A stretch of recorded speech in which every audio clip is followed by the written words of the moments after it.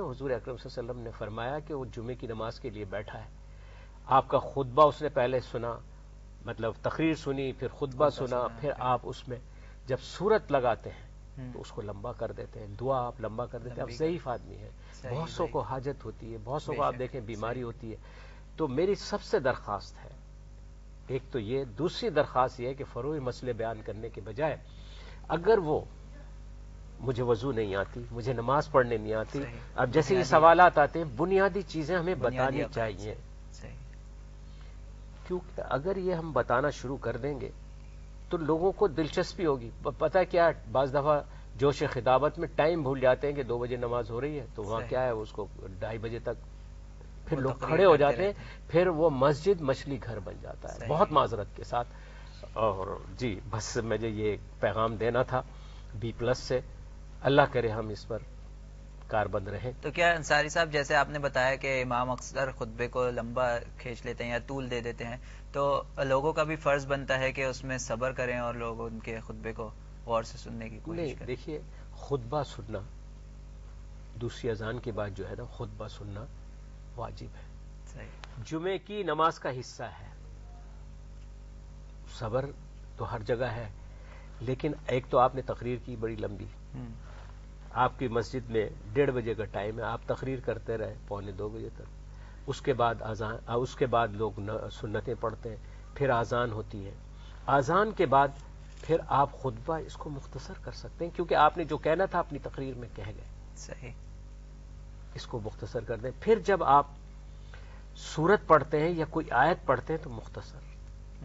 دیکھیے اس میں میں نے جیسے کہا نا، ضعیف لوگ بھی ہوتے ہیں، بیمار بھی ہوتے ہیں، تو ان کی کا خیال کرتے ہوئے کہ ان کو رفع حاجت کے لیے جانا ہے، انہیں کوئی کام ہے، انہیں دوائی کھانی ہے کچھ، اس لیے میں کہہ رہا ہوں. اس میں کیا ہوتا ہے، 1-2 منٹ اور بات کرنی، مجھے 1-2 منٹ اور بات کرنی، تو اس میں طول ہو جاتی ہے. یہ ہے بس. بہت شکریہ انصاری صاحب، بہت مجموعی طور پر جواب دیا آپ نے. اب چلیں گے اپنے نیکسٹ ای میل کی طرف، اور یہ اگلی ای میل ہمیں بھیجی ہے محمد شاہد نے کراچی سے. یہ پوچھتے ہیں کہ کیا مسجد میں دوسری جماعت کروانا جائز ہے، اور کیا اس میں شامل ہوا جا سکتا ہے؟ قطعاً جائز ہے ناظرین کرام، بالکل. لیکن بعض لوگ کیا کرتے ہیں، بتا دوں آپ کو، کہ امام صاحب فرض کریں 4 فرض پڑھا رہے ہیں، وہ چاروں فرض پڑھا کے خدا میں چلے گئے، انتظار کرتے ہیں کہ جناب یہ سلام پھیر لیں یا کھڑے ہو جائیں. نہیں، جس حالت میں امام ہے آپ بھی اسی حالت میں اس کے ساتھ شامل ہو جائیں گے. یہ نہیں کہ صاحب اب یہ 4 فرض پڑھا چکے ہیں تو ہم الگ پڑھائیں گے، وہ غلط ہے، وہ غلط ہے. اس کے انتظار میں نہیں. ہاں، امام صاحب نماز پڑھا چکے اور جو مقتدی ہیں وہ بھی جا چکے یا ہیں، تو آپ ایک طرف کھڑے ہو کے دوسری جماعت کرا سکتے ہیں، اس کی اجازت ہے. لیکن یہ سوچ کے کہ میں الگ نماز پڑھاؤں گا امام صاحب کے نہیں، قطعاً غلط ہے. پھر کیا ہے، بسم اللہ الرحمن الرحیم، وَاعْتَصِمُوا بِحَبْلِ اللَّهِ جَمِيعًا وَلَا تَفَرَّقُوا. پھر تفرق کی طرف چلا جاتا ہے. خانہ کعبہ میں عام نماز ہو جاتی ہے، تو لوگ جب آتے ہیں زائرین، عمرہ کرنے والے حاجی، وہ پھر اپنی مل کے جماعت کراتے ہیں. تاخیر ہو جاتی ہے، بہت پیارے بات، تاخیر ہو جاتی ہے، وہ اپنی نماز کرا، وہ اس انتظار میں نہیں رہتے کہ نماز ختم ہو پھر اپنی نماز کرا دیں. تو آپ یہ دیکھیے کہ سب الگ الگ پڑھتے ہیں، بھول بھی جاتے ہیں. اگر ایک امام پڑھا رہا ہوگا، کوئی بھول چک بھی ہو گئی تو جو امام نے ادا کیا یہ سمجھا جائے گا کہ میں نے بھی وہی ادا کر لیا. صحیح، امام کے بالکل کرا لینی چاہیے، اس میں کوئی حرج نہیں، کسی قسم کا تردد نہیں ہے. صحیح. بہت شکریہ انصاری صاحب، بہت تفصیل سے آپ نے اس بات کا جواب دیا. اگلی ای میل کی جانب چلتے ہیں. یہ ہمیں بھیجی ہے فائزہ حمید نے لاہور سے. یہ پوچھنا چاہ رہی ہیں کہ قضا نماز پڑھنے کا طریقہ بتا دیجئے، اور کیا قضا نماز میں سنتیں بھی پڑھی جائیں گی، اور اس کے ساتھ ساتھ اس کے اوقات بھی بتا دیجئے جن میں یہ پڑھی جائے. بہت ہی پیارا سوال ہے. اسے عموماً قضائے عمری کہتے ہیں. صحیح. عمر کے بہت سے حصے میں ہم بڑی لاپرواہیاں کر جاتے ہیں. اب آپ کو بتاؤں کہ 7 سال کی عمر میں بچی اور 9 سال کی عمر میں بچے کے لیے کہا ہے کہ اسے زبردستی کرو، نماز نہ پڑھے تو گھر سے نکال دو، اس کو کھانا پینا نہ دو. اب چلیے یہ تو بات ہو گئی. دوسری، آپ کی نمازیں چھوٹ گئیں. اب ایسا نہیں کہ جب مرضی آئی جون سی چاہی نماز پڑھ لی، نہیں، اس کا ایک طریقہ ہے. اب آپ کی کچھ نمازیں رہ گئی ہیں، آپ نے سوچا کہ میں 22-23 سال تک میں نے نماز نہیں پڑھی، اب میں نماز پڑھنے لگا ہوں، اس کا آپ ایک حساب لگا لیں کہ جی اتنی نمازیں میری چھوٹ گئیں، اتنے دن کی چھوٹ گئیں. اب اس کا کیا ہے، فجر کی نماز اگر ہو جائے اس کے بعد کوئی سجدہ نہیں ہے ماں سوائے قضاء عمری کے، سجدہ تلاوت اور نماز جنازہ، اس کی اجازت ہے. اور یہ سلسلے وار پڑھی جائے گی.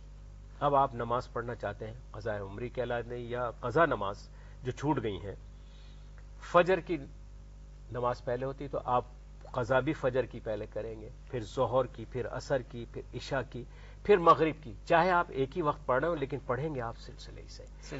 اس میں سنتیں اور نفل نہیں ہوتے، وتر آپ نے پڑھنے بس یہ ہے. اور اس کا طریقہ یہی ہے کہ ہر نماز کے ساتھ، عصر کی پڑھی تو عصر کے ساتھ، عصر کی نماز جوڑ لی، مغرب کے ساتھ تو مغرب کی، عشاء کی عشاء کے ساتھ، فجر کی فجر کے ساتھ پڑھ لیں، لیکن یہ پڑھی جائے گی نماز کے بعد. صحیح. اب بہت سے لوگ عبادت میں مشغول رہتے ہیں، وہ کیا کرتے ہیں کہ رات کا ایک حصہ کہ گھر والے ذرا ٹی وی دیکھ رہے ہیں، یہ دیکھ رہے ہیں، تو وہ اپنے کمرے میں چلے جاتے ہیں، پہلے فجر کی، پھر مغرب، اس کی ظہر کی، عصر کی، مغرب کی، عشاء کی نماز، لیکن پڑھنی آپ نے سلسلے سے.